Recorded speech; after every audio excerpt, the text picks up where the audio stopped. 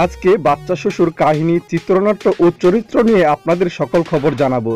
তার আগে বলে নিই, কেউ যদি মনে করেন আমি অচেনা গল্পের স্বাদ পেতে চাই, সিনেমা হলে যাবার আগে গল্প সম্পর্কে কিছু জানতে চাই না, প্লিজ তারা এই ভিডিওটি দেখবেন না। Spoiler alert. কমার্শিয়াল ছবিতে জিৎ নিজের ইমেজ ভাঙছেন, আর তার এই ইমেজ ভাঙায় সাহায্য করলেন পাবেল, তাও আবার মৌলিক গল্পে। পাবেলের কলমে খুঁজে পেয়েছে এক শ্বশুর, জামাই আর নাতির গল্প। এক জামাইয়ের চরিত্রে দেখা যাবে জিৎকে, যেখানে অভিনয় থেকে কণ্ঠ সবচেয়ে জিৎ নিজেকে ভেঙেছেন। তার কথা এরকম কমিক চরিত্রে অভিনয় করার উৎসাহ পেয়েছিলাম পাবেলের জন্যই। তারপর লেগে পড়লাম, কতটা করতে পেরেছি তা দেখলেই বুঝতে পারবেন। কিছুদিনের মধ্যে ট্রেলার লঞ্চ করছি। জিতের চরিত্রের নাম স্পন্দন, আর তার সঙ্গে জিতের মিলটা ঠিক কোথায়? পরিচালক বিশ্বরূপ বিশ্বাসের কথায় দুজন মজা করতে ভালোবাসে আর বউকে ভালোবাসেন। এই কারণেই বোধহয় স্পন্দনকে পেয়ে এক মুহূর্তে ভাবতে সময় নেননি নায়ক জিৎ। স্পন্দন আর জিৎ মিলে গিয়ে বাচ্চা শ্বশুরেন। কিন্তু ছবির এমন অদ্ভুত নাম কেন? পরিচালকের বয়ানে বাচ্চা এবং শ্বশুরকে নিয়ে স্পন্দনের জীবনে তৈরি হয় জটিলতা।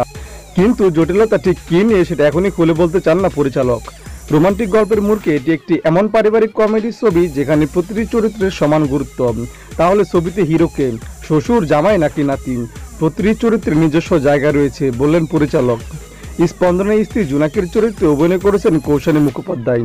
কিন্তু যার কথা না বললেই চলে না, সে হলো ছবিতে এই দম্পতির 3 বছরের সন্তান, যাকে নিয়ে বেঁধেছিল দ্বন্দ্ব। পর্দায় খুদের চরিত্রে অভিনয় করেছেন আমন। মিলন তিথি ধারাবাহিকের সুবাদে ইতিমধ্যে ছোট পর্দায় জনপ্রিয় সে, কিন্তু তাকে খুঁজে পাওয়ার আগেই ছবির শুটিং শুরু হয়ে গিয়েছিল অন্য আর একটি বাচ্চাকে নিয়ে। সেখানেই বিপত্তি, তার নখের আঁচড়ে জখম হয়েছিল পাবেল, তাকে নিয়ে এগোনো গেল না। নিজের ইমেজ ভেঙে মায়ের চরিত্রে নায়িকা কৌশানী। তিনি বলেন, আমি একটি 3 বছরের বাচ্চার মায়ের চরিত্রে অভিনয় করেছি। এই ছবিতে এত রকমভাবে অভিনয় করার সুযোগ পেয়েছি যে এই ছবি যতটা জিদ্দার ততটাই আমার।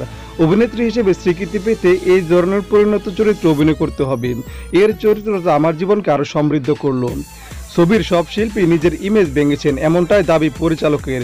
শ্বশুর এবং শাশুড়ির একটি বিশেষ ভূমিকায় রয়েছে এই ছবিতে, যাদের চরিত্রে দেখা যাবে চিরঞ্জিত ও উর্মিলা বসুকে। আবার অম্বরীশ ভট্টাচার্য ও জগন্নাথ বসুকে পাওয়া যাবে দুটি ভিন্ন চরিত্রে, বললেন পরিচালক। বাচ্চা শ্বশুর হাসির মোড়কে এমন একটি পারিবারিক গল্প যা জিতের আগের ছবিগুলো থেকে আলাদা। আবার গল্পটা কেবলমাত্র জিতের একার নয়, পাবেলের গল্পে নতুনত্বর ছাপ থাকেই, এখানেও তারই সাক্ষ্য। বন্ধুরা, এই মুভিটি নিয়ে কে কতটা এক্সাইটেড কমেন্ট করে জানিয়ে দিন। পাশে থাকার জন্য ধন্যবাদ।